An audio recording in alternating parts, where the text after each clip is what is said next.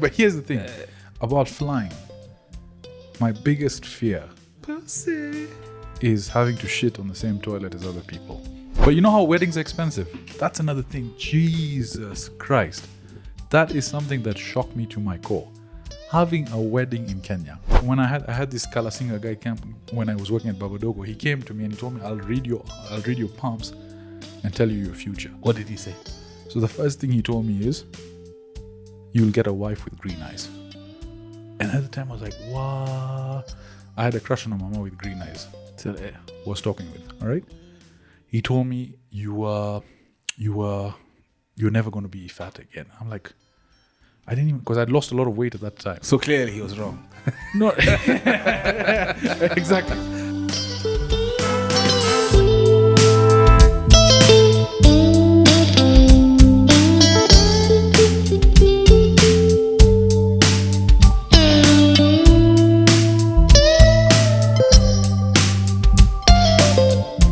People may be confused because this looks like an E0 set, but we've taken it over. Coffee Pump. Coffee Pump in the building, man. We're just on my location, but it's actually a Coffee Pump episode. So this is the second episode we shot. This one is, the first one we did was Madung, which will probably have come out before this one. And then we were here, we thought, wait, we might as well just get an episode in. So I appreciate your hospitality, bro. Sajid is transitioning. He's he realized he identifies as more Eotwe. Yeah. So, man, how you doing, man? I'm okay. I've been good. Highest 2026 so far. Before that, ulikuwa unasema you were studying for something. An RPC. What is an RPC? Route proficiency check. So how rude you are to the pilots? So every year we have two kind of checks. We have a line proficiency check and a route proficiency check. So that is basically a normal flight with an examiner on board. Just to check that we're doing our procedures as stipulated. What was the calculator for? What was the calculator for? Yes. I was looking at different problems, man. It's not a calculator. It's called a CX3. It's a navigation computer. It just looks like a calc. Wasn't that a calculator, Byron? There was a calc there, and there's also an... Plane ingine anakuja Eric is like 100 feet minus 50 feet. 50. Divide by 60 30. seconds. 20, 10. Okay, so what does it do exactly, that device? So many things. Wind, ground speed. It can sense wind speed. No, I can use it to calculate, given certain parameters. I can get our different kinds of wind, ground speed, etc. Okay, just allow me to go on the same train of thought. Wind speed, how do you calculate that? Ground speed is what you're trying to get. Ground speed now will be based upon the wind and the wind direction. So I'm flying in a certain direction. There's true airspeed. True airspeed is how fast I'm actually moving through the air in a literal sense. There's indicated airspeed. So that's what my pitot tubes on the side of my aircraft are picking, the air coming in and giving me an indication on my instrument. And then there's my speed over the ground. So picture flying with a headwind. My speed over the ground is reduced. Right. Yeah, as opposed to a tailwind. Correct. So I'm generally moving faster. If I have a headwind, I'll be moving slower. It's not always head tail. So that helps me now also. So it adjusts. Could be from the side. The wind could be coming from the side, either side. Okay. So does it make that? Is that why when there's a headwind, they have to calculate for fuel as well because you can't go as far? Yes. Minute difference depending on the day. Yeah, man. I've already aced that exam. Yeah. Minute difference depending on the day. But yeah. So when you're flying in one direction, when you're already airborne, what you want is a tailwind. So you basically go faster. Yes. How do you calculate speed? It's knots is for ships, right? We also use knots. Okay, but you know how the concept of knots came? Well, sailors would tie literally strings with knots, and they would let it go out, and they would see how fast the ship would go as the knots pass by. I think that's how it is. Okay. You get another question I've answered. But you're doing well, man. Yeah, okay, but the knots aspect, is that how they calculate it? I think that it is. Maybe someone can fact check us. A knot is literally the speed it takes for you to travel 1 nautical mile. Yeah. Okay. So 140 knots is 140 nautical miles in 1 hour. Limit you now. It's 9:10 at night, but yeah. Okay, so that's in these exams basically you're doing, and I see you doing them quite frequently. This is just to refresh basically. So what happens in aviation? What happens is, especially if you're flying similar routings, people get complacent, right?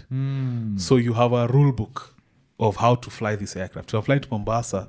The company I work for, or any other company, has a set of procedures and protocols that I must do to conduct this flight safely.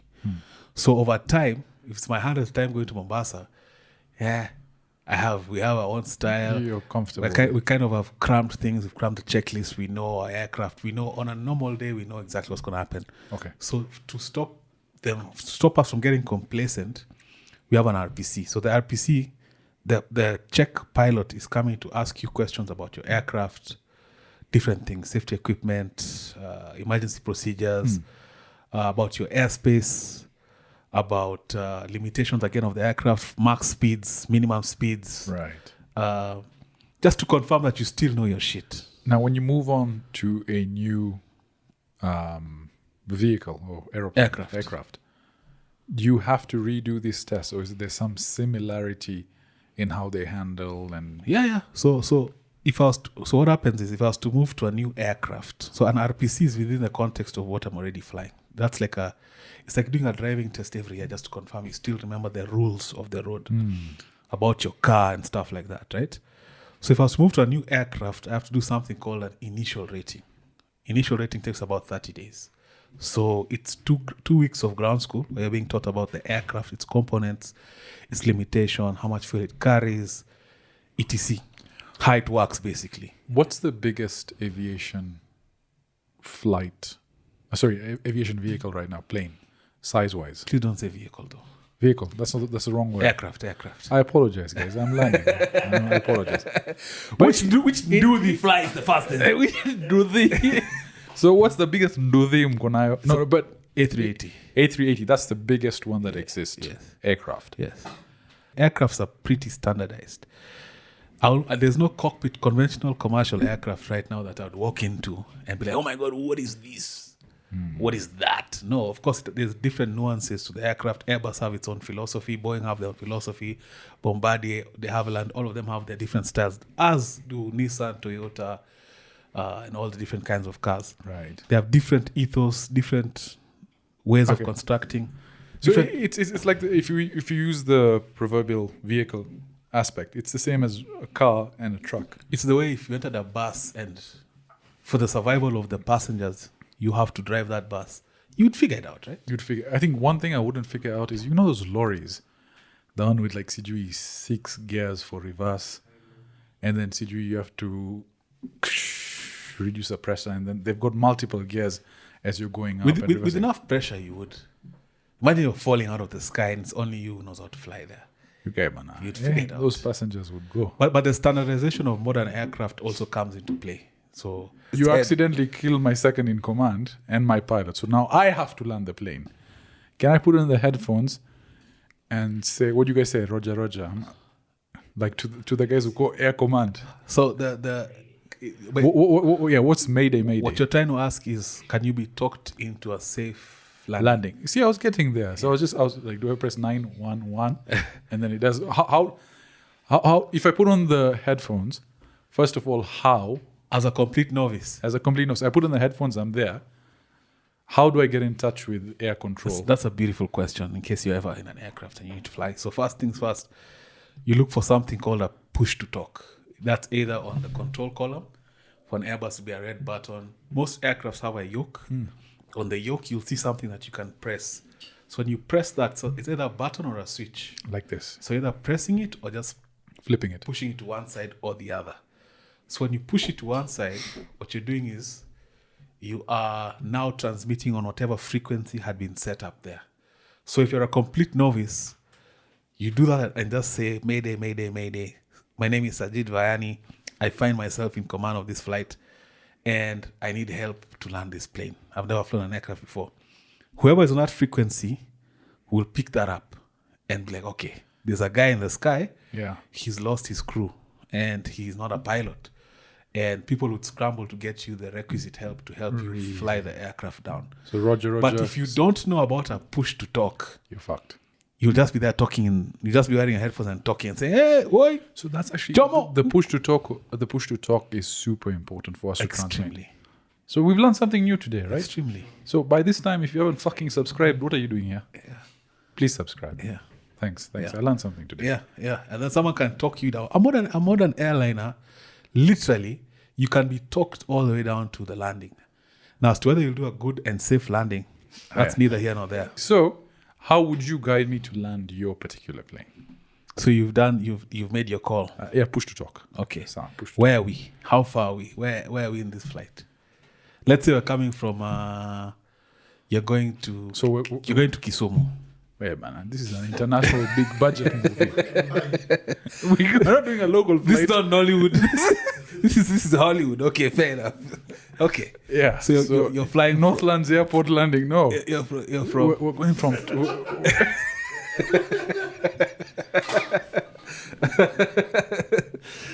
We're coming from Tokyo, Japan. We're landing in Kenya. So we're somewhere over. It's a direct flight. Okay. We're somewhere over whatever that is. Is it the Atlantic, the Pacific? Atlantic. That one. So okay. So first thing I tell you is to look to your left, depending on which seat are you sitting, left or right. Have you entered the captain's seat or the first officer seat? So on the left side, you sat on the left seat. Right, there's a dead guy over here. Okay, so you're in the left seat. Yes. I'll tell you to look down to your right. There's something that looks like a computer. The up-facing face looks like a calculator screen with buttons. Buttons, yeah. And then I'd guide you on how to program the right approach. So we can put for it to turn. No, basically. for it to fly the route that you want. You're probably already on the right route because you are flying already. Yeah. And how to program the descent, something called VNAV, vertical navigation. So I'd ask you, how far are you? What does your screen say? Where are you? What does it say? I'm at position CVLO. Okay. And where would that be on the screen in front of me? On one of your screens in front of you, your multiple... you would guide me to give you those commands. And then basically... From there, you would make me adjust altitude, direction, just by messing around with buttons. Different knobs, yes. And now, arming different modes and all of that. That would get me all the way till... All the way till the runway? 5K. Hata kuland chini? Yeah, there's aircrafts that have auto land. Okay, if I'm in the aircraft you normally fly, am I fucked? There's no auto land, but I can still talk you down. It'll bring you down to 200 feet.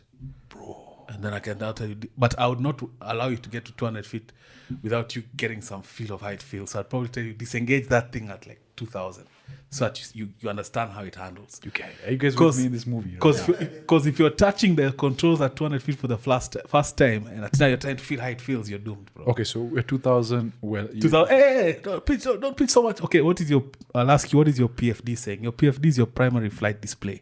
I showed you that day when you sat in the jump seat. You have blue, sky, brown, earth. So I'll tell you to put the little model aircraft that's on that screen in a certain degree. Like, so if you're descending, I'll tell you, I'm going to put it 1 degree below the horizon for a gentle, nice descent. Not too far down, we're nose down, we're crashing. Too far up, I can stall the aircraft. And if you stall, you're no longer flying. So I'd guide you from 2,000, just keep it nice, gentle. I'll tell you...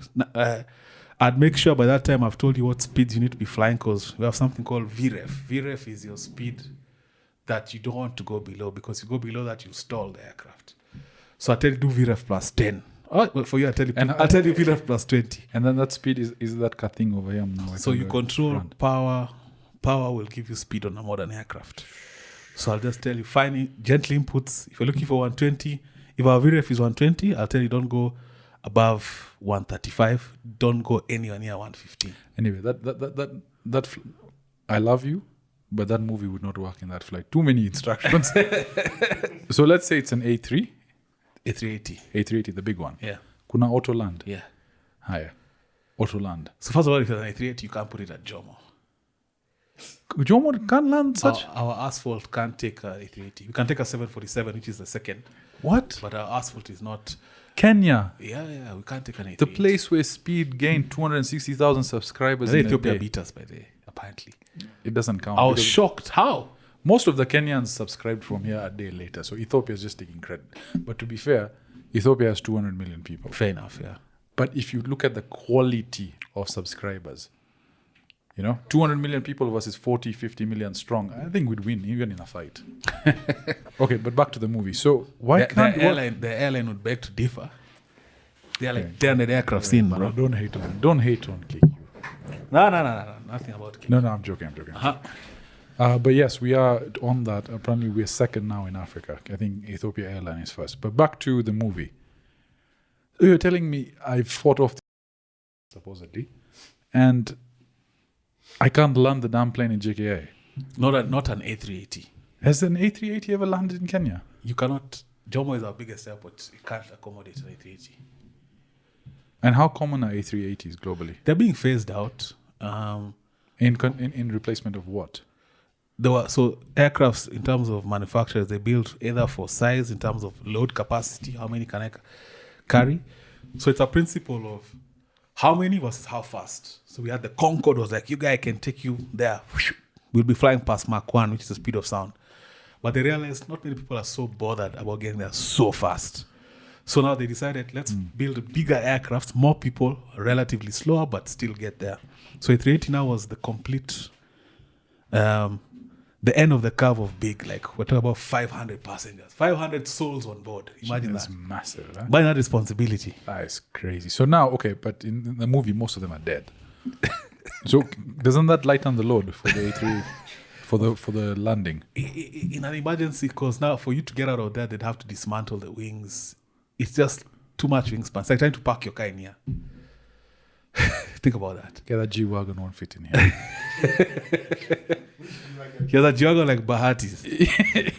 if it was up to you, would you bring the Concorde back? Not necessarily, man. There's no need for that. How insane is that?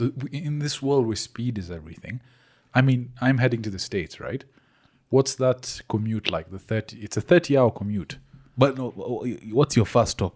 Qatar. So from here to Doha, layover of I think 2 to 3 hours. Doha to Texas, and then Texas to. How long is Doha to Texas?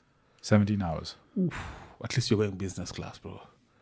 Because 17 hours, bro. By the time if you're going coach, guys, this is my first time in international business. So I hope this episode comes back after I land there, so we don't get Nazar. Well, the subscribers like, fuck this guy. First time, bro. I think the plan is maybe congrats, man. That means your company takes you seriously. You're a serious guy. You know the way. Listen, they don't put non-serious people in business class. Just know that. Either you're a person of high stature or just wealthy. So business class, I've traveled business class once, and just because I'm crew, and I was traveling on a crew mission, and it's a different experience. It is completely. Yeah. Now, the only business class I've flown is within Africa, and that's KQ, which is good. It's just a bigger seat. They give you champagne and so on and so forth. But the guys you're flying is a different level also. Yeah. It's one thing that I'd say about anything other than coach. The first thing that you appreciate is your personal space. Because you're not like this with a stranger. Hey, Sama, man. Yeah. But here's the thing about flying. My biggest fear is having to shit on the same toilet as other people. So a 17-hour flight. Byron's just. Do you not take users in the office? Byron has just bombarded Gideri, and he's taken that thing, and he's asking. Byron is catching. He's asking the person. Ukona plate ingine. Fazaz over there. Maroti, my thing. He's bought his own chakula from home. Ox is doing lines in the toilet. And me, I'm over there. I need to go do number 2. So that's my biggest worry. Long haul flight, having to take a shit in such a toilet. So you've been in business class. How are the toilets up front? They're slightly better, slightly bigger. Cleaner, right? More space. Of course, because you're fewer. But, I mean, what is it? Between economy and business, can we differentiate people by how they shit and leave a toilet? Because when you go to an economy class toilet on long haul flight, bro, it's like walking into those Gava facilities. Ugondani. You know, like people have pissed for a year before anyone has cleaned it. Like when you enter inside, you can taste the piss in your mouth. Okay, what are you traveling? Even my capacity, what I fly, the bathrooms are pretty clean. Man. So here's I'll give you an experience. I went to Canada. Although even us guys as crew, you don't ever have to take a number 2 while you're flying. Yeah. A 17-hour flight. How is that avoidable? That's unavoidable. So Canada was a 14-hour flight or something. The guy next to me kept going up and down to the toilet. All right? And then mama went. And when I went next, bro, I was like, either the toilet is brown with spots of grey, or the toilet was grey and these guys have shat all over the place. They missed the ball? It was me scrubbing inside there. So, and then opening and then taking more toilets and then just toilet papers and scrubbing. My cabin crew colleagues will kill me, but I must say this. If you find a toilet in that state, it's not for you to clean it, bro. Really? Yeah. Unless it's your own mess, like you've shot everywhere, you shot everywhere. So all the piss and stuff, who cleans that? Cabin crew. They're supposed to do that. Yes. So you think it's the passengers? You're gonna say the lowest ranking. No. Like kuna jamaa anaitwa Juma Uz.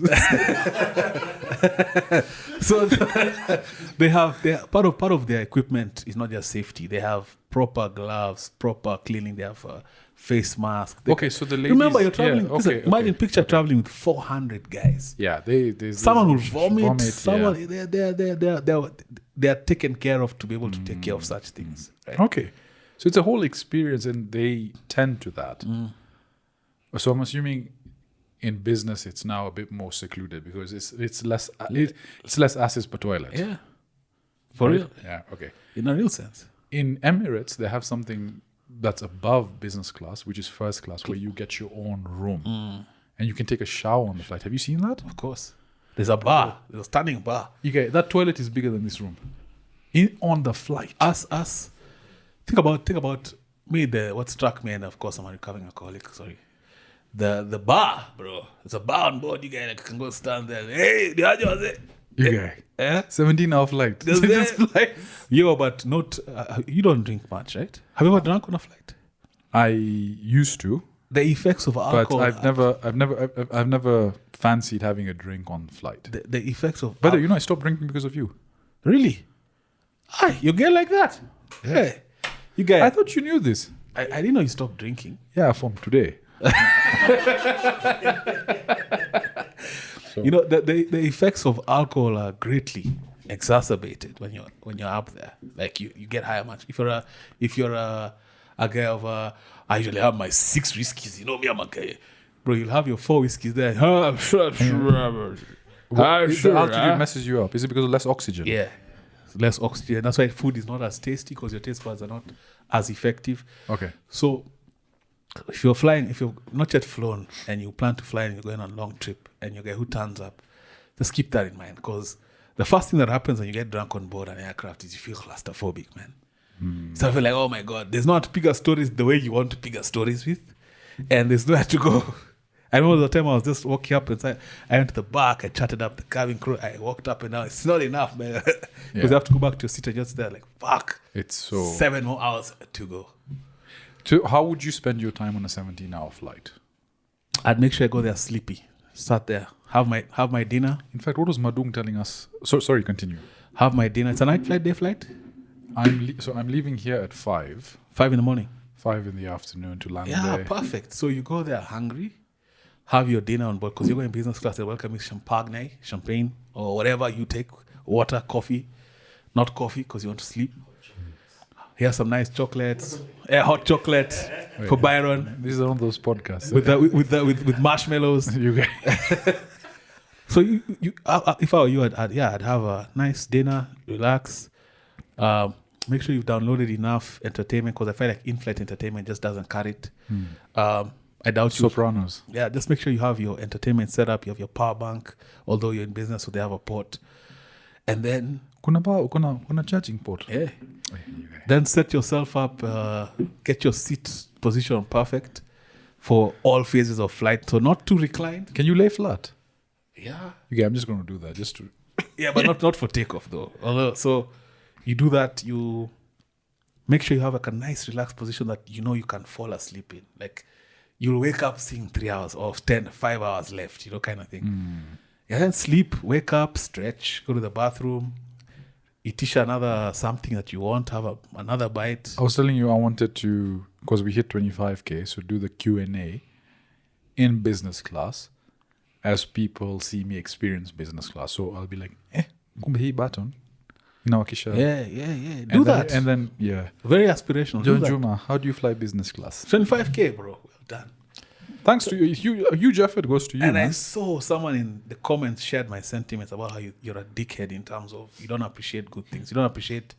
You're a very negative guy. Is that the guy that said Eric and Sajid are the same size? No, I saw that. That was a wide lens. I saw that. First of all, Eric's much taller than me. I saw that. All right. But they were just calling you out for just being unappreciative that you had a good year last year and you got like 23,000 subscribers, man. Yeah, I saw that comment. There was something on. What was that? Byron, are you okay? You see what happens when you have too much hot chocolate? Your immunity goes to shit. But in business class, apparently you can order as much food as you want. There's no limit. Yeah. That's Not. It's not for Gaucho where you like bring the lamb. Bring the crocodile. You turned red to green. No. Okay, would you ever do? You know that thing where people do, where they're just like on my way to, or guess where I'm going, but then they've taken a picture of them with the champagne. You know they're in business class, yeah. Would you ever do that?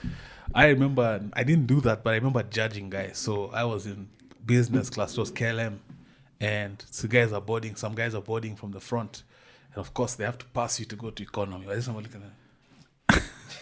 Fucking peasants. That tell me my business class ticket is only because we have a code share with KLM and I'm traveling as a crew. Nothing that I paid out of pocket. I've not been able to afford business class by any means. But I just remember feeling like, guys, in my space, man. What the fuck, man? There was actually an influence. I'm not sure if it was the astronomer, Neil deGrasse Tyson. I'm not sure if it was him or a Kenyan influencer. How are you confusing the two, bro? Who said, I don't know why, who said that everyone has to experience business class at least once in your life. And what his emphasis was, save that money. Is something ringing? I don't know what that is. It's like a buzzing sound. Is that a cat? It's a drone. Sounds like a drone. Yeah, my other guy is changing cats over here to make samosas. So that when you experience business class, your perception of life and wealth changes. So slave away, even if you can't afford it. Get yourself on that flight, an international flight. Spend that hard-earned money, and by the time you land in that place, you'll be a different person. So on board your flight, a grandma, she's doing a trip to Doha to go and like leave out. She's going to a hospice to go and like, hospice what it is, right? You're basically going to pass away. Yeah. And she comes, so I got I know you from CoffeePump. I've always wanted, it's been my last dream to fly business class. Are you swapping with her? Fuck that bitch. Yeah, fuck that. Would you give up your seat? You went business class. You told your wife. No. Don't tarnish me. So I was upgraded. She wasn't. So I'm like, you go. And she refused. She's like, she saw how I'm struggling with space. And she's like, Eric, look at how I'm comfortable, you go. So she insisted. But she didn't insist loudly. So everyone around me thought like, okay, such a dickhead. Yeah, and he's left his wife in the back. But I think you deserved it, especially after the year you had. And space. It's that simple, bro. You did a vacation in Cape Town. If you were to go on a vacation next with your wife, where would you go? We're looking at going somewhere in Asia next. Thailand. Yeah, I think about going Thailand November time. Who's in Thailand? I've been. It's nice. You've been as a kid, right? Yeah, of course, as a kid. Go somewhere more family friendly, like Malaysia. Been to Malaysia. I found it a bit boring, but I also went there and I was turning up crazy. So, but Malaysia has a turn up. Oh yeah, I created the turn up culture there. But like what I liked when I think back, apart from booze, because booze is so highly taxed, bro. I was buying like the equivalent of a kibao here for like 4K, the equivalent like level of booze for like 4,000 for like a bullshit bottle. But food was extremely cheap. So yeah, and food is very good as well. In Malaysia, there's no visa also, so I think it's probably a good move. You're right. We don't need visa. Yes. There's no visa in Malaysia. A more personal question: did you guys ever do a honeymoon after you got married? No, we didn't. 2 days after my wedding, my training started, bro. Yeah. Yeah, I was training. Because this concept of honeymoon has come up, and I was like, well, when GTA 6 comes out, I'll go, you stay. Take it, man. It's important. Us guys dived into life immediately, and we had entered such a new season in our life. So many things coincided. New job, marriage, knew so many things. Did you have a bachelor party? No, neither did I want one. Should we do a bachelor party? A sober one? We can do a bachelor thing. Not a well, you might want to Like trap. what? Like cakes with boobs and No, stuff? no, let's go quad biking, shooting, something more Like chill, yeah? It's- guys. Yeah. Guyish, but not. Let me ask these three over here, because we have three bachelors at the back. Let's start with Oxy. Oxy, for a bachelor party, what would you do? I would probably go to the coast, the beach, and maybe do something like an unz party. Like a? An unz. Unts. Okay. It's a music genre. Okay. But are you doing drugs and women? Well, That's a yes. arguably I would do, because now you see this is the last time you get into like get out of Your freedom. yeah. Which is a very good point he brings up, and I'll ask you about that. Fazza. My mother might watch this. I have nothing to say. Okay, so we're assuming it's more ratchet. Byron? Strip club, eh? Which is the one in industrial area? That one. Which strip club? Opposite office. Which strip club? Like the uptown ones, because I've been to the ones in Tao. The ones in Tao. Which ones in Tao still exist? There's Lido's. Lido still exists? Yeah. Wow. Is Lido's nice? Nah, it was ratchet as fuck. But let me ask you, and I'm asking all the men in the room. Everyone here has experienced a strip club, yeah? Yes. Except him lying. There's something weird about sitting with guys watching us. Me, I didn't like it. I don't like that experience. And especially the fact that you can't do anything about it. And I was just there. Hey, It's weird, man. Not my style. Not It's my gay, It's like sitting with your boys and masturbating to a video together. thing. Sick. It's like three of us. We're like, wait, what are we doing tonight? So you wake a Pornhub page 46. And then Kenyan strip clubs in my day, that was like in the early 2009, 10, 11. They take strip clubs to like new level of ratchet. Like they'll have TVs with porn. Like, they still do that. Like it's just unnecessary. Yeah, that's overkill. Yeah, like in the washroom, there's like when you're taking a piss, there's a mama being wackward over Which there. one is that? Maybe this one. And then when you open the door, What do you really want? No, Okay, no. Here's a question. For you. My inability to take alcohol in a safe manner Yeah. spoils a lot of fun for people. So, But here's the thing. What do you want I for- don't need to have alcohol to have fun. For bachelor parties, what I want to ask you is it normal for guys to go and say, we want to fuck as much as we want to fuck, we want to do women, we want to do everything because I'm going to be with this woman for the rest of my life? Isn't that considered cheating? it depends on how your worldview is. In a secular sense, it's almost the norm. So does a wife understand, yeah, he's going to go and mess up? I think wives think that they don't believe there's penetration happening. They think it's but there were strippers, lap dances, ratchet, they saw tits, they saw ass. Yeah. They got super wasted. They don't know the guys are just... But it's the same for women these days. I don't know if they're shagging. They bring in Veno. Wait, leave Venom, man. That is a After real- it's 9 to 5. He's working that mama. No, but I stand corrected. Sometimes we impose our own things on the idea of what women do. We don't know. Maybe they're also clapping chicks. Maybe we don't know, man. So it's because there's two ways I've seen this. There's both extremes, and extremes in the sense that the ones that are ratchet just go ratchet, and the ones that are meant to be sober go a lot more sober. Where boys go for quiet biking, they go for hunting together, they go play pool, they smoke cigars, they just chill and talk. To me, that's And cool. to be honest, I'm relating more towards that, where it's a sober environment with your boys. We go out, we do stuff, all right? And maybe we get strippers. What do you want for real? I don't know. I haven't thought about it. I want to be left the fuck alone. Is that wrong? No, it's perfectly fine, man. It's perfectly fine. But do you really? Should we try plan something? We'll have to figure it out. But it's not something that I pay too much attention to. Like, wait, bro, it's my bachelor party. Let's plan. Let's get all the boys. I could give less of a fuck. The biggest thing with marriage is that if you've been already together for a while, bro, it's just a piece of paper. It's a ceremony that happened. Life continues in the same manner. You become closer with your in-laws. That's the one change you can say for sure is tangible. But the rest is the same. Would you ever Would you have ever wished for a bachelor party? No. No. Even a sober one? Bro, I'm a boring guy, man. I'm an old soul, man. So I don't think I would be so keen to have a bachelor party. Do you think that comes because we're in our 30s now and we're like, Yeah, bro, I'm 35 years old, man. Like, oh, you do tulienda we steam as it kadunda. Wow. That doesn't excite me in the slightest. In the slightest. So what these guys did was, a bunch of friends that I knew, they went to South Africa, and not friends, but like associates. They went to South Africa, and they're all golfers, bro. They literally went over like 5 days to 5 different courses. They would start in the morning, play 18 holes.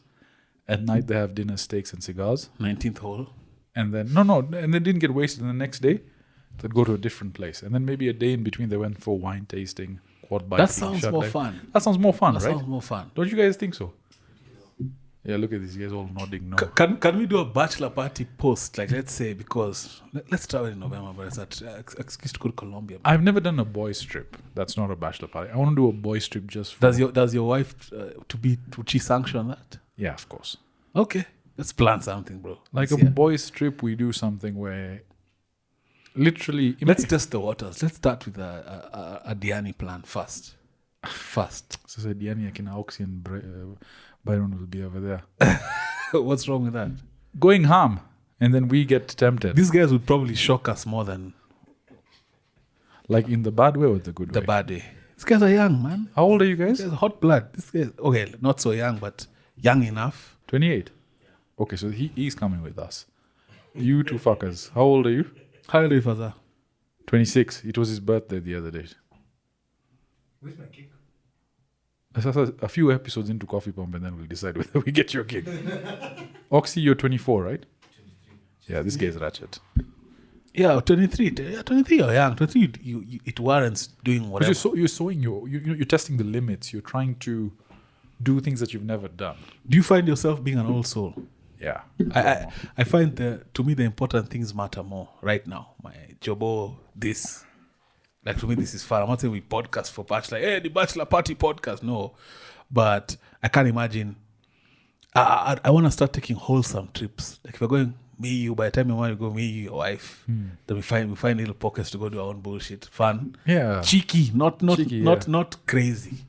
Cheeky, you know? So you need that, but I think at the same time, we need a trip just for us to bond together as men. And whether it's to play sports together, whether it's to do activities together, just go out and explore, just with the boys. And I think that's not something that's been explored quite a lot. You don't see... Where do we go? Cape Town. Cape Town would be nice. Cape Town would be fun, man. It's so nice. But we'd have to... I met this guy in Cape Town. He was on some, I'm here to work, not doing any... He was so fucking boring. But here's the thing. I think we would enjoy Cape Town more if we picked up and learned how to play golf. Would you ever consider playing golf? I'd try. Given the caliber of family you're from, I'm surprised you don't know how to play golf. I don't. Kevo plays. My dad, It's all just- of it's my just Mz's weird. friends play. Me, I have no interest. Eric, would you like to play golf with us? we play a round of golf. No, sir. I have homework today. No, but I'd probably be so into it Yani in a way Eric's that family is so good at dinner. Walikuwa wanafungwa No, hivi we're not. with a tie. No, we're not. With a tie, No, Mr. we're not. Mr. Mutiso. No, we're not. But that's the caliber, because they were very well-mannered family, very respectable family members as well, well-versed in the way the world works. That's right? from being Freemasons. That's not from. But how do I look with this? Looks decent, man. Yeah. Well, I'm talking about the Freemason stuff. That's Where? Okay, but you know what I mean. Let's pick up how to play. Let's learn how to play golf. Madung, who was here, we did the podcast with previously. He picked it up. It's been 6 months and he's having quite a bit of How fun. much time does that take? That's a lot The way of time. the way he started was every Friday evening he would go to Gong Racecourse and go to the range. He'd get 100 balls, rent equipment, and just get used to the motion of swinging. And he eventually got someone he hired just to teach him the basics and fundamentals, from the driver, which is the long shaft, the 7 irons, the sand wedges. As he got more comfortable and he was connecting, he said, let me play 3 holes, 6, 9 holes. And so every Friday, every week became that. It's a commitment. And now he's so addicted to it, where it's his time to think. You're out in the quiet. Like there's no noise. It's fresh air. It's in the evening. There's floodlights. Now imagine doing that with your boys. We're going to play at a golf course. I would get obsessive. I have a colleague of mine, Skipper. He loves golf so much, and you can imagine how demanding my job is. Yeah. He's always complaining about how he doesn't get to play enough golf. In the cockpit, he'll be there trying to perfect his swing in his mind. When we land, you'll see him standing outside when he's doing the walk around. He'll be trying to do his swing. Like, I can imagine how obsessive. So because anything yeah. that has improvement attached, bro, you can get psycho with it. And you know the thing is, it's not just about strength and physicality. Technique. There's about technique and mental perseverance and how to manage the game as the stress gets worse and worse and worse as you go on and you get tired and fatigued. You're still trying to align. And it gets to a point where when you're starting off, it's so frustrating trying to hit that damn ball. It's so difficult. It's such a foreign concept. But there's just one whap up when you connect. Like, can we put a whap up? Whap up. It's such a beautiful feeling of iron to that ball. It hooks you. And then you continue and continue. You played before? I have. So why did you stop? Because I lost my friends who played. They all got married and moved. Okay. So I started off with an incredible program called Yen Africa. You guys can check it out. It's actually on LinkedIn. What they do is they take people who are in... Novice. Yeah, complete beginners, but are in entrepreneurial roles. And they teach you how to play golf over 8 to 10 weeks. So every Saturday, or it was Sunday, you choose when you want to come. They teach you everything from the basics, right? How to stand, how to hold. You start with 7 irons. You then go, I think drivers they do last because it's the easiest. And they give you all the basic fundamentals, and over the last 2 weekends, you go and play a round of golf. And the most fun I ever had with this was playing at Windsor. So we went and we did 9 holes. Granted, it took us a lot of time, but bro, just being there with your boys, bonding. just being there with your boys, all checking at each other, hitting. Some shosho is coming, going it even further. She's like, don't worry, boys, keep up. And you're walking, you're out in the environment. And then after that, you just go and have a nice meal, you tulia, you cool off. Not that I'm a racist, but I think like white people get this thing better. Because think about in terms of hobbies. Guys have, camping, fishing, Very, very, hiking. very, very true. They really explore. I have a friend. I keep telling you there's a chance in the near future, maybe this year, before the end of the year, I'll get a chance to do a rotation in Entebbe. One of my colleagues, a friend of mine, he drove. White guy, obviously. He drove so that he can have his car there. Is that the guy whose seat I took? 600? Yes. Okay. 600 kilometers, bro. Crazy. Already has. He's already doing activities there. This guy is now to live, man. Yeah. And speaking of the rotation, that it's a 2-month gig, guy. So if you get it, what happens to every other time with everything? I'll just shoot in bulk before I go. Make sure I shoot in bulk, and then I'll go live. I'll practice. I'll take that time to learn how to go live. So you'll have to be posted there for 2 months. Because I went live here, and I realized just how easy it is. I did a live with Big Homie Sisi, bro. It's I saw that, so yeah. damn easy. In fact, we should do more lives, I think. I think we should. Friday nights. In fact, that's why Fazza is here, to help set up the live stuff. But how does the rotation in Entebbe work? So it's UN Ops. So UN Ops is basically you're flying. It's humanitarian flying. So you're flying UN personnel. Us guys, our role is just Entebbe, Juba back. 9 to 5. It's like an 8 to 5. So you get back your circadian rhythm. You know what that is? The hardest thing for you will be getting off that. Because once you get used to having that lifestyle. One of my friends who just came back from that rotation was telling me he had missed that so much. Like, he's like, you don't know what you miss until you get back your normal sleep cycle. So how likely is it for you to get the role? No, it's before the end of the year. I'd want to go at least. It's a company who picks. So, but based on seniority, probably from the end of this year, I'll probably go. Okay, but do it after April, yeah? Hopefully, yeah, of course. Yeah, because, I would miss your wedding, bro. yeah, come on, like, what the fuck? I'm all crazy like that. You're like, you're the only black guy over there to show people that I'm not racist. But you know how weddings are expensive? That's another thing. Jesus Christ. That is something that shocked me to my core. Having a wedding in Kenya. I went to Radisson Blue, okay? You know how much the price is per plate? 5, 6, 8K. 8K. There was a 9K, 10K option. So if you invite 100 guests, that's 900K. By the way, all decorations, That's 3 course. whatever it is. Soup. Yeah, soup, whatever. But it's so expensive. And then there's the cost on top of having, you have to decorate the place yourselves. All right. And windy functions, like minimum we're doing is like 1,000 people.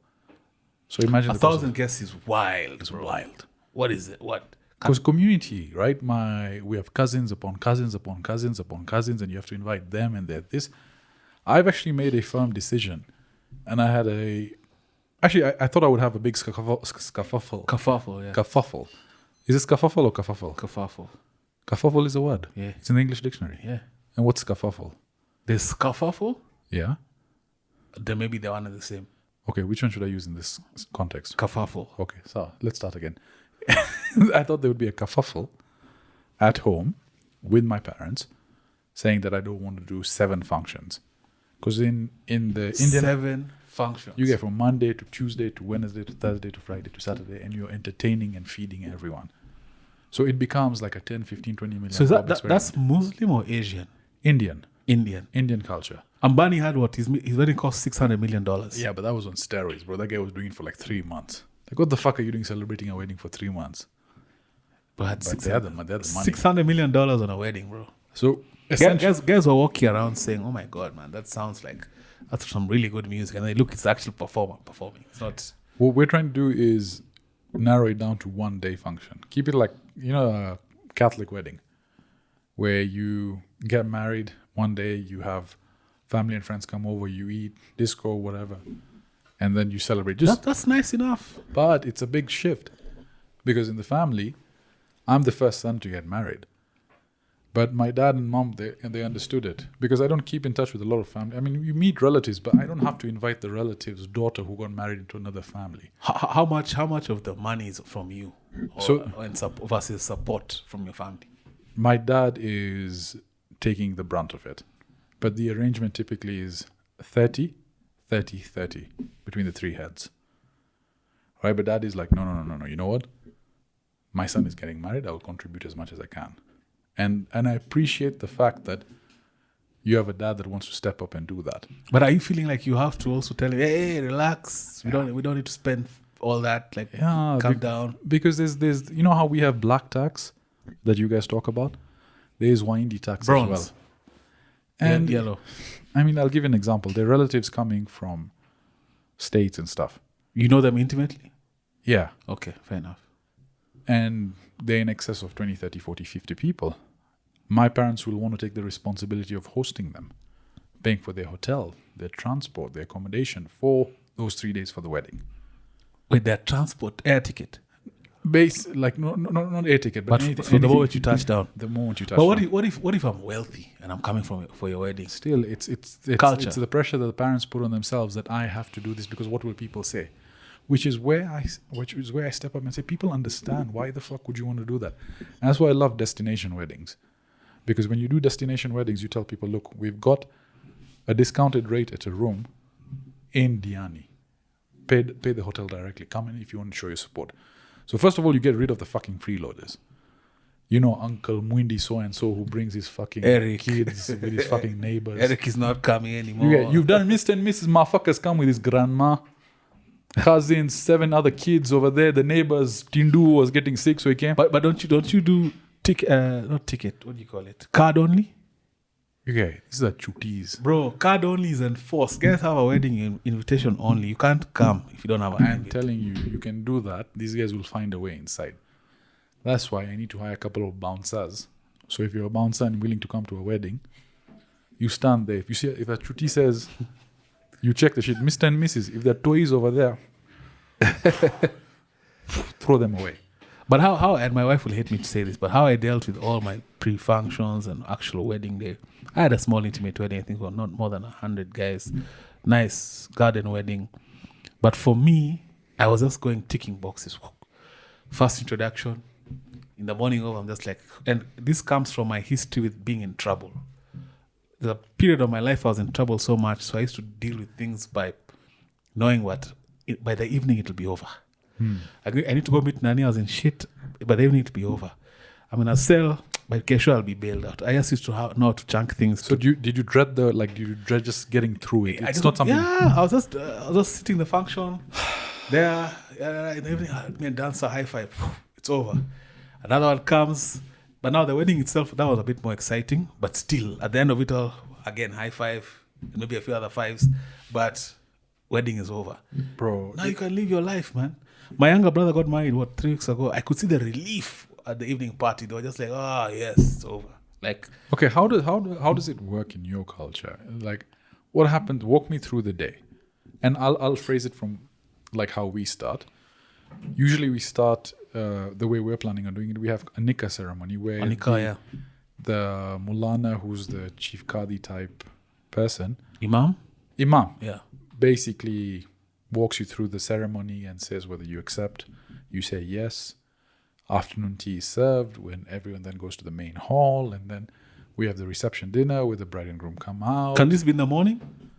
Sasa 9 o'clock nani atakuja for wedding, Eric? That's well in my culture. So it starts with Oh, you guys start in the morning because there's supposed to be like a church function. Okay, it makes sense. Like So church during the day. so you can either have it at the church. So what do people do? They'll have it at the church that they attend, and then from the church there's a convoy of cars with ribbons to the venue, and now the venue is where the bash happens. So in my bro's wedding, my younger bro, the church ceremony was also at the location, so it was in a separate site, nice chairs. Pastor came, of course. My brother is young, so he's like, "Yo, keep it short and sweet, nigga." Yeah. And nataka kuombea. No, the very short and sweet, very urban guy, contemporary guy. Did a sermon, very relatable sermon, And then after that, now we moved to like the tent. Now there's the MC takes over, introductions here and there, mainly the family. That's a point. Of course, lunch is served, music is playing, guys dance. The bridegroom and his party come. Guys dance, you talk, speeches, gifts giving. You guys are doing speeches. Yeah, but not long. My brother was very specific. Okay, so and gift giving is like what? See, people pledge, "Hey, I'm giving you this." Guys give you envelope money, checks. Oh no. See the idea from the traditional background. The essence is we're marrying you off. Do we have water over here? Yeah, there's some Can I there. please have some? The idea is that you're being married off. So in traditional African society, people would come together to ensure that you have a homestead. Thank you so much. A homestead, so they'd gift you stuff that you'd require to maintain that homestead. It could be stools. In modern times, it's furniture, electronics, gift cards. You want some? I'm good. Drink your water, man. Gift cards. So If you're in a very wealthy family, people have been to weddings where guys are given a house, guys are given a car, guys are given investment property. Like, so those apartments in that place, those are now you guys's. That's your investment. Yeah, man, that's a dope family. Yeah. Those are wealthy families now. We get like microwaves being Yeah, gifted. that's common. Microwaves, cups, plates, spoons. So I'm gonna put no box gifts, only crypto. Anyway, I'll put an M-Pesa till number on the invite. But they actually just help you set up your life, right? Yeah, pretty much. Another reason for box gifts, and maybe this is dreading on conspiracy, which we carried over from Madung, is in India especially, there's this culture where of box gifts, right? Everyone gives you like you have to demand like what do you call it? Like the girl has to dowry, right? So you have to give dowry, where it's a ridiculous amount. They say they want an apartment, they want jewelry of a certain kind, they want a Maruti Suzuki and this type of fridge, and the girl has to have 30 different outfits. or the boy has to have this. Like it's weird, and people literally go bankrupt trying to get into a marriage with a good family. And there's a whole business around it, and a lot of windies ran away over here. But now what happens is there's these jewelry that has been given, and all of a sudden you find that the boy or the guy is acting crazy. You know? Crazy how? No? Like disturbed, maybe going back on what they said, or falling ill and feeling unwell. And they've been wearing this ring that was gifted to them. And when you open the ring and when you break it into it, there's something called a taviz, which is a small prayer like black magic that's fitted into it to curb your enthusiasm, if you will, for getting married or getting a dowry, or basically putting a curse on you from an ex-girlfriend or from a mother-in-law that didn't like the girl. So that's why now weddings, in some parts, they say no box gifts. Because you'll wear jewelry, bro. Literally, there are videos. And I'll try and look for that video. Aaron, you can put it up over here. Jama fungua's the ring. There's a prayer inside. Literally black magic. Guys are actually going above and beyond to curse. Bro, it's so weird, man. And Do you believe in witchcraft? Yeah, of course, these things exist. You know jinns? Jinns exist among us. It's Where's the proof? No, devil's advocate. It's like Literally. It's like saying where's air? So air, I can blow it into a balloon. There it is. I can blow it into a balloon. Yeah. Utaona. So I'm just waiting for that balloon for the jinns to come. Someone has to develop it. You know? But I'm being serious though. Islamically, and Fazal, you can maybe correct me if I'm wrong. King Solomon used to be able to control them, right? When King Solomon, it was Solomon, he had the ring, right, where he could demand something be brought, and this jinn who controlled a lot of jinns would go and bring it. Or there was a queen coming and she wanted her throne. There was some story along that throne where he clicked his finger and that throne was there that second. He had control, the ring of Solomon, over these entities. And in fact, people have been trying to find where this ring is, because apparently it gives you the power and control over these people. And how people... So, you know these... whenever you go to these carnivals, they say, let me read your future. Yes, of course. Yeah. Those ladies, where they look into something. Tarot cards. And sometimes it's so eerily accurate where they know something about you. And what they do is they lure you in and they tell you something about your past. They tell you a couple of 2-3 things about your past, which turn out to be true. Sajid, you went to some form of schooling in your youth. Did you? Yeah, exactly. This like when I had this Kalasinga guy camp when I was working at Babadogo. He came to me and he told me, I'll read your palms and tell you your future. What did he say? So the first thing he told me is, you'll get a wife with green eyes. And at the time I was like, what? I had a crush on a mama with green eyes. So, Was talking with, all right? He told me, you're never going to be fat again. I'm like, I didn't even, because I'd lost a lot of weight at that time. so clearly he was wrong. No, exactly.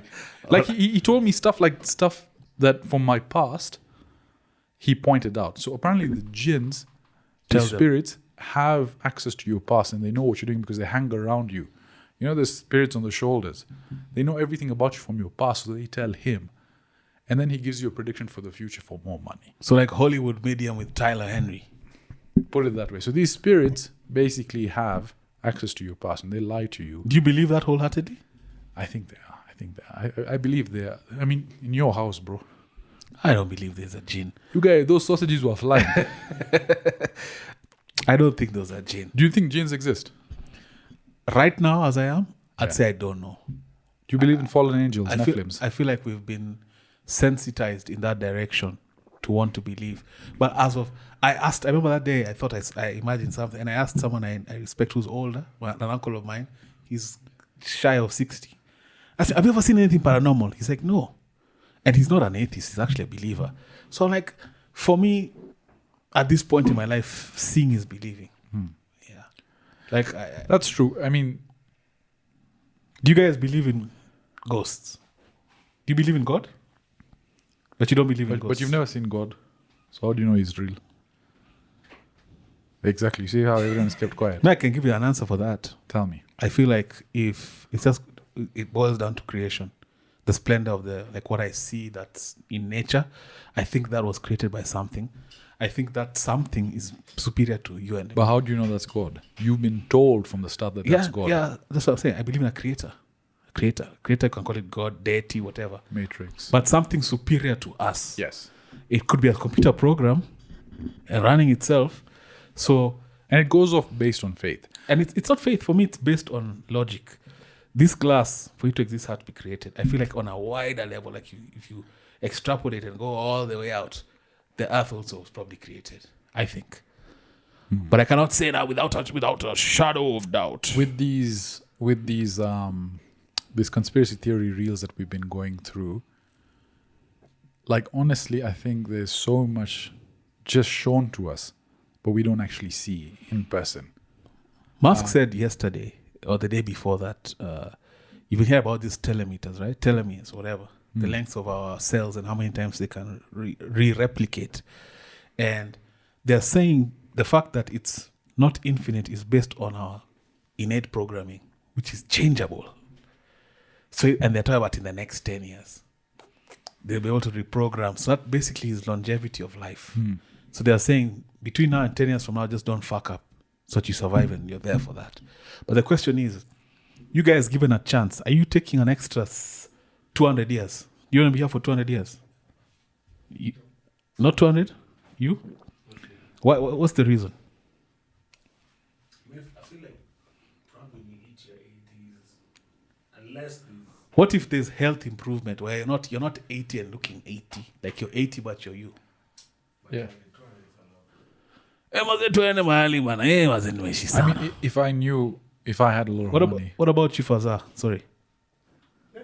200 as you, same health, but you're 200. when you stop cracking. Huh? Maybe the technology by that time they can uncrack your knees. Then it's fine. They fix everything. You? Yeah, of course I'd take it. Hudachoka? You guys know, Bana. 200. We still have a lot to do. Imagine, you guys, if I had 200 years, like Hitler's achievements, you guys. But look, where I was going on with the conspiracy theory is Freemasons, for example. Us. Yes. Freemasons exist in front of you, and beyond the religion, there is an indoctrination towards this Baphomet and symbolism, and they show it to you in your face. There's a movie called The Truman Show. I loved it. Jim Carrey. Do you know that was actually a Freemason-based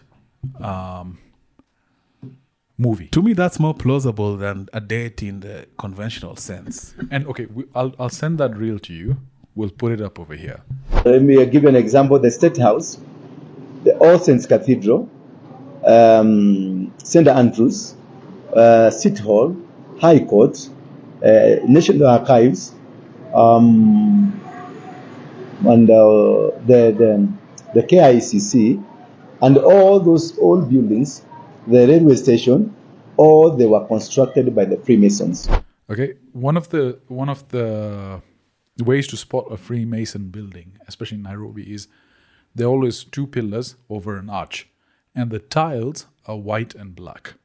How many buildings like that have you seen? I've seen Saints, even the music room. Yeah, But then Saints was very Masonic. very Masonic. In many Yeah, ways. by the way, yes. And I dare say, I think schools impact.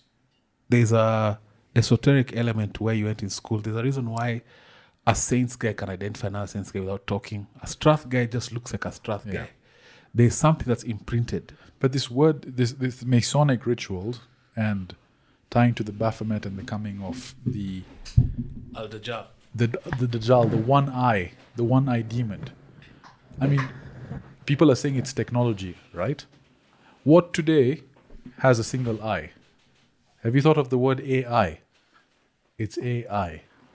Fantastic. I love this. Now we've entered my zone. It's a single eye. Technology that can monitor you and control you. AI. That ties to the dollar I symbol. So it's all connected in a weird way, right? So how did you land here? You used to really judge me.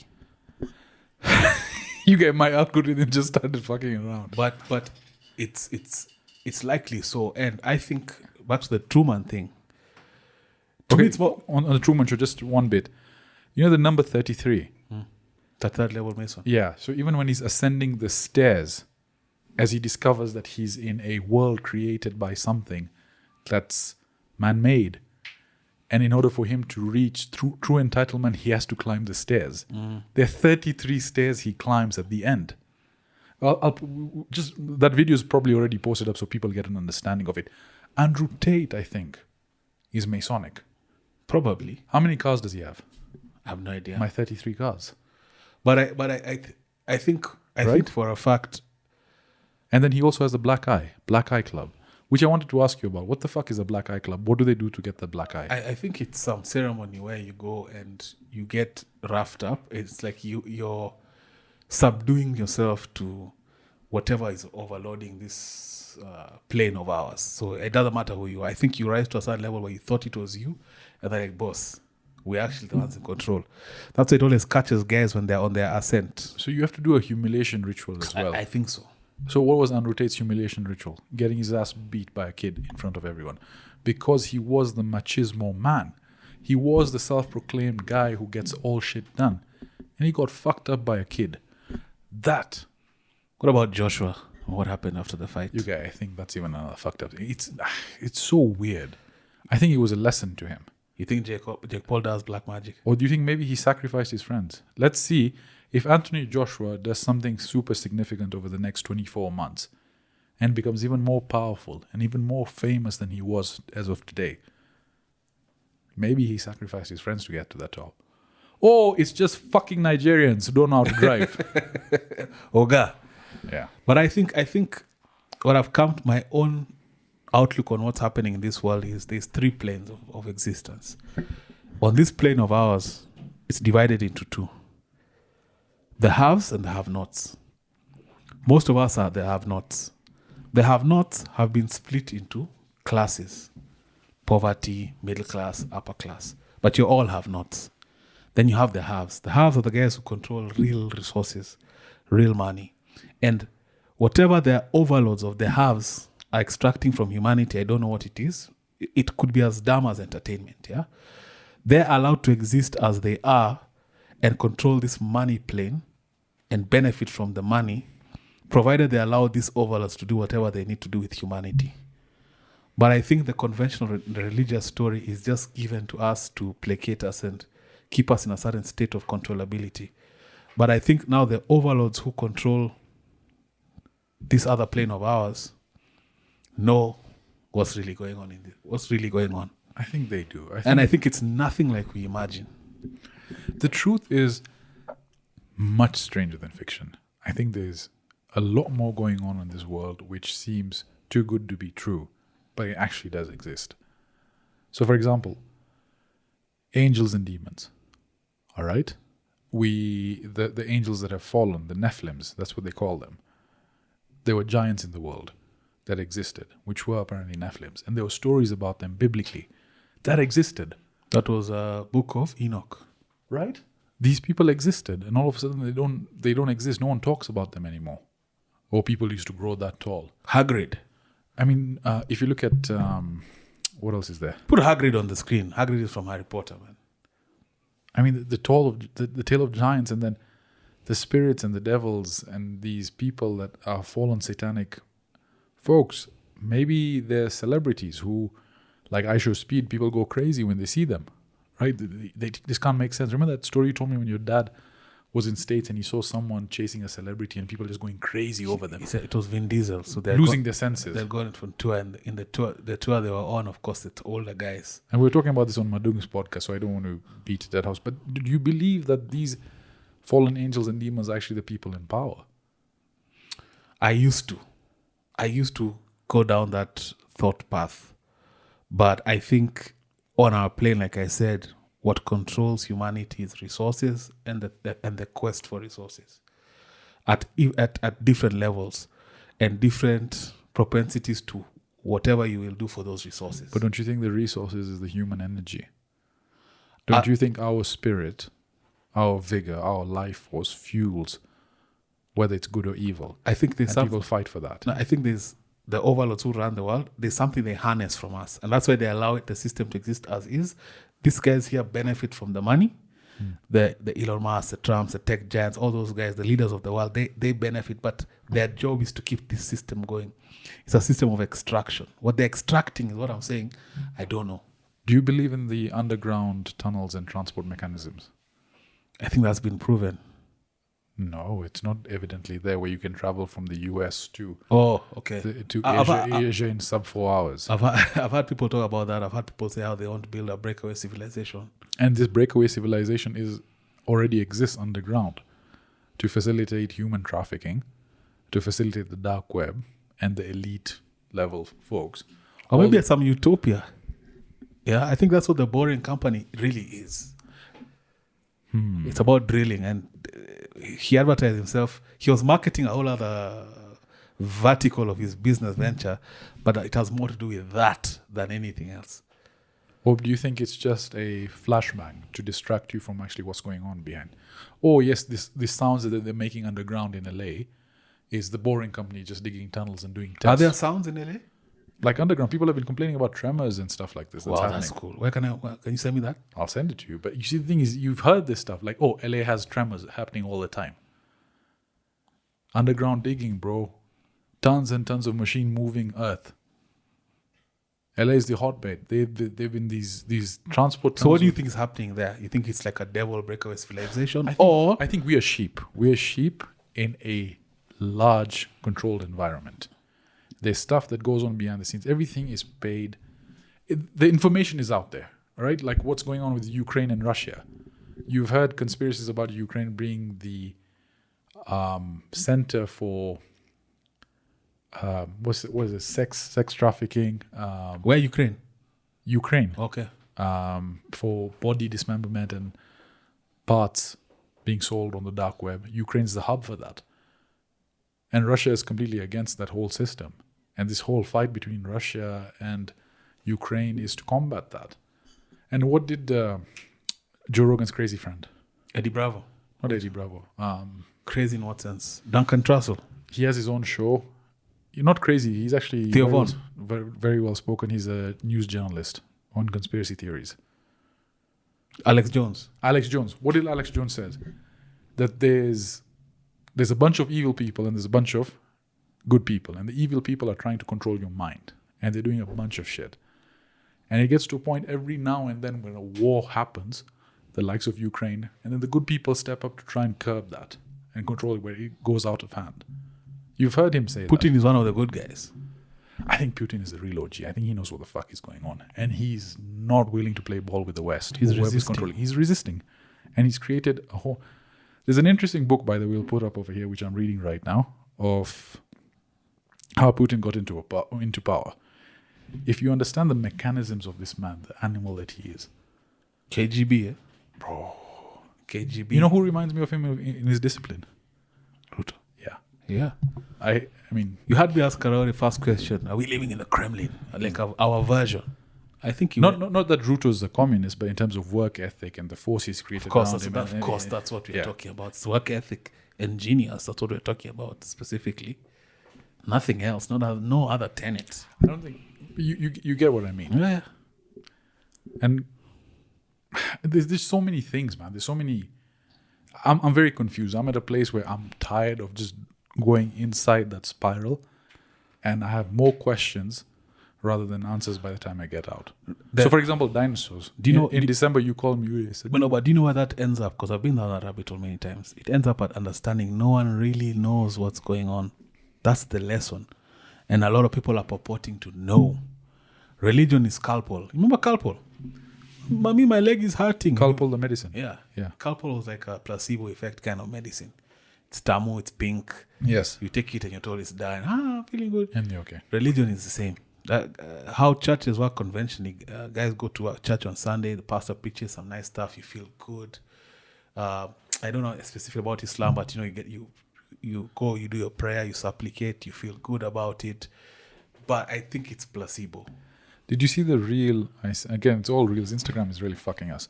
But Big Homie Sisi talked about this, where jinns apparently disguise themselves as reptilians. And when you break their energy form, they actually reveal themselves and you see these lizard eyes. And Big Homie Sisi was in a club with his boy and they're looking over at a woman. I saw that clip. Put that clip up. Put that clip up over here where he talks about that. So a bodyguard who goes by the name Big Homie CC talked about in an interview meeting a reptilian that shapeshifted.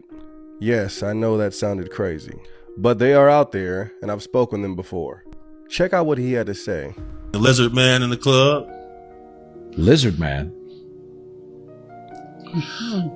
Well, it wasn't a man, it was a lady. When the girl Jinn, her long tongue, my cousin with me, he a police officer right now. After this event, he said, bro, I'm not doing this bodyguard stuff no more. Yeah. I'm like, what you talking about? He said, bro, I just seen the devil. Don't move. He said, look, turn to the left and look straight across. I looked across.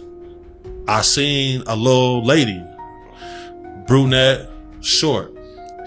And I say, bro, I'm looking. He said, just keep looking. And in an instant, the whole face was different. I didn't see the hair no more.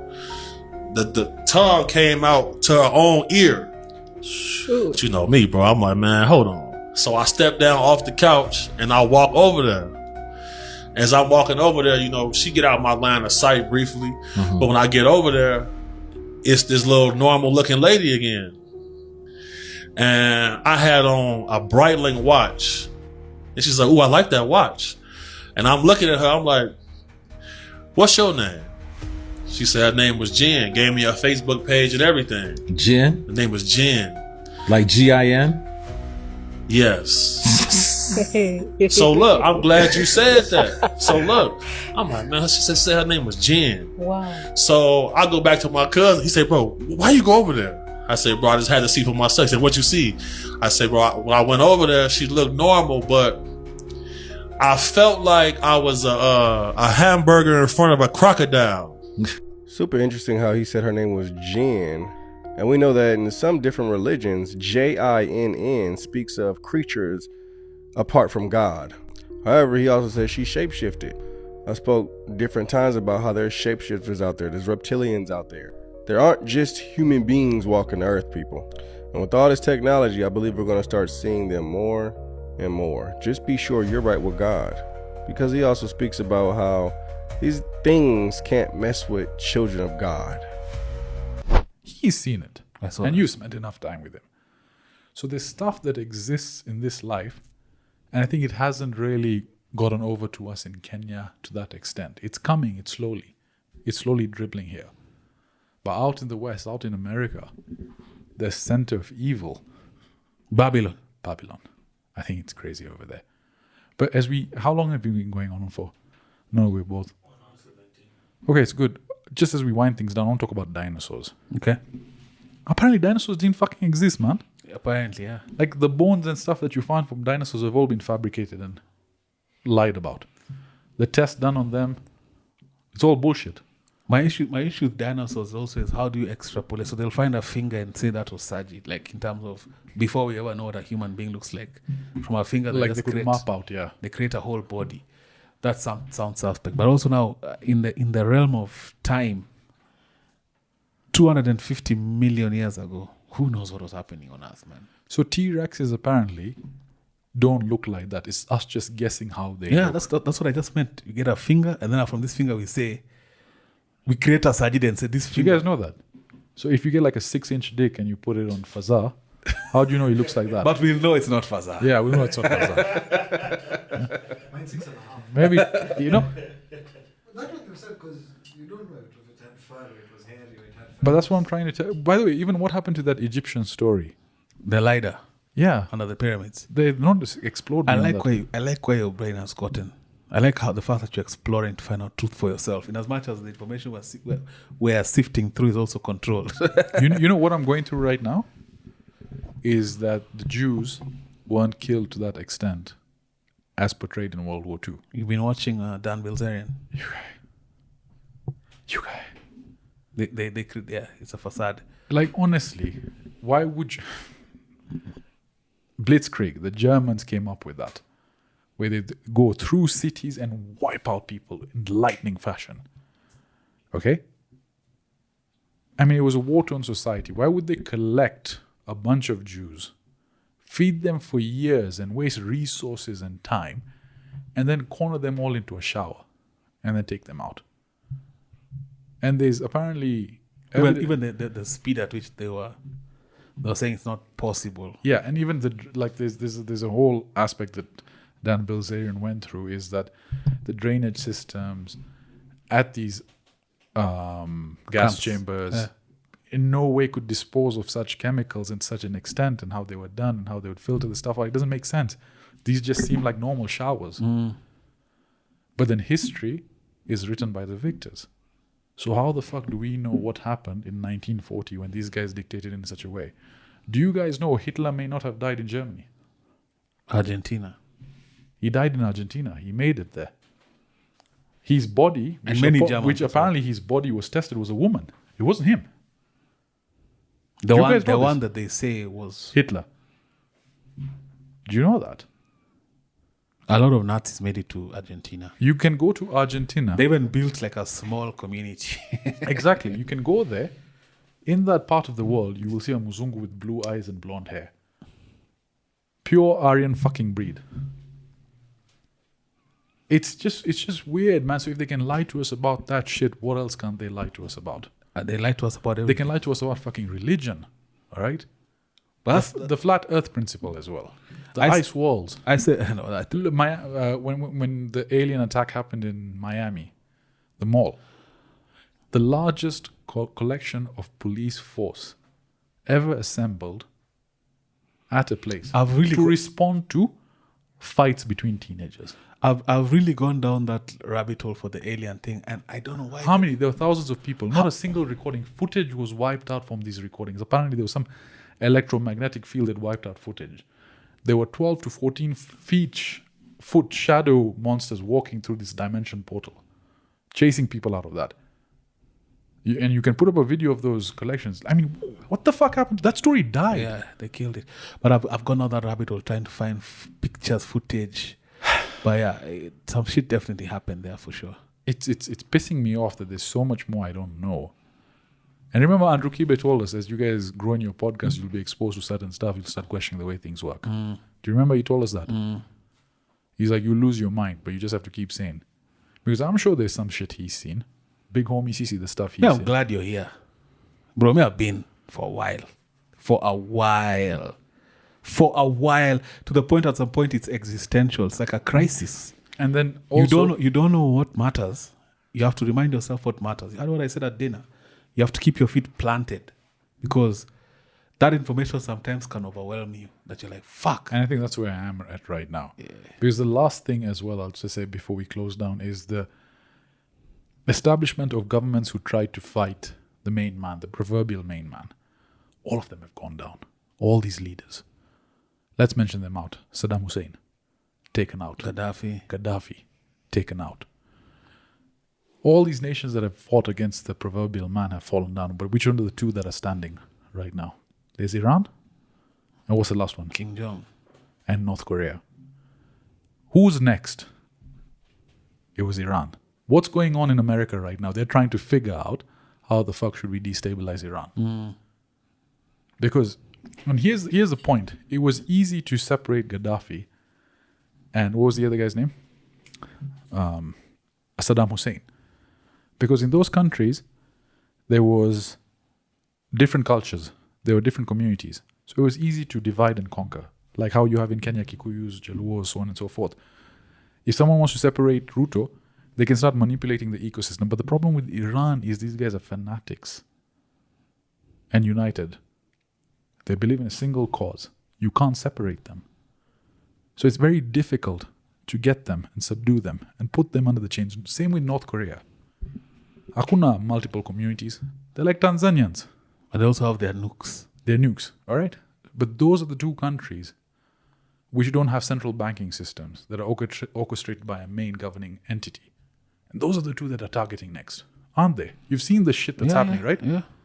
I mean, I wouldn't put it past America to go and destabilize the government, because the way they got Maduro, fucking Delta Squad, bro.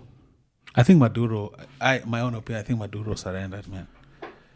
I think he surrendered and they struck a deal, and I don't think he's gonna get locked up the way in a conventional manner. I think, and I think he couldn't just say, "Hey guys, I've surrendered." So they probably had a negotiation, whatever. Let's do the photo op of me locked up. Yeah. But That could be true. But I think he yielded. He's like, "Fuck, these guys are coming. I might as well play ball. And that's even maybe even more so true is Osama bin Laden somewhere dancing to Katy Perry songs in Thailand. California girls. This shit is all so plausible, right? It's but by the way, the way the Maduro attack happened, apparently, fucking Delta Squad, bro. If you ever play Call of Duty, was it SEAL Team 6 or was it Delta Squad? I think it was Delta Squad. I think it was Delta Squad, right? These guys are the elite of the elite, bro. They literally, but the way they orchestrated the whole system. So they had these naval ships come up, and these naval ships parked there for months in advance to disrupt any supplies, right? Meanwhile, CIA agents on ground, undercover, were constantly tracking Maduro over the year. His whereabouts, where he goes, what he does, okay? Leading up to the main event, they got these F-35s to go over and target specific military campuses, power stations. So all of a sudden you feel we're under attack. But what's going on is they're bombarding, fucking with the airspace. These guys are just sending 2 Delta Squad helicopters under the radar while all this shit is going on. These guys rappel down, Call of Duty mission. And they were listening to Chief Keef. Bro. Yeah. Fucking Delta Squad. We're here to take lives. They go down. It's a Call of Duty fucking mission. They go in, kill whoever they need to, bear by this guy. Let's get the fuck out. So whatever you're saying, you can't fuck with America. If America wants to take you down, boy, they're going to fucking take you. But they set a crazy precedent. But I think you should leave it there. They set a crazy precedent because now Taiwan, China can just be like, now we can. You guys have said we can go based on resource. We can go solely on the basis of resources. What does that mean for the rest of the world and the people also who have military might? You've basically justified the annexure of Crimea in such actions. So, did they think all the way through? Time will tell. The other, and maybe just to end it, the other thing is, if you remember House of Cards, when he knew he was losing the presidency, what did they do? They created war to gain his favoritism back up, right? If you get to a place where, and I'm not sure of the finities of American politics, but if you declare a state of war, you can't get a new president. You have to finish that shit up, right? Anyway, that's all conspiracy, guys. This has been another. It's too fucking crazy. I love those. I love those rabbit holes. What we need to focus on is getting bread, getting more bread, so we're not toast. Hey, let's end it there, guys. This has been Coffee Pump. Eric, thank you so much. Most welcome, brother. I appreciate you giving me time at your studio. Asante sana, man. Anytime. No questions asked, bro. This is good. So onwards and upwards. Guys, we'll check you on the next episode of Coffee Pump. Cheers.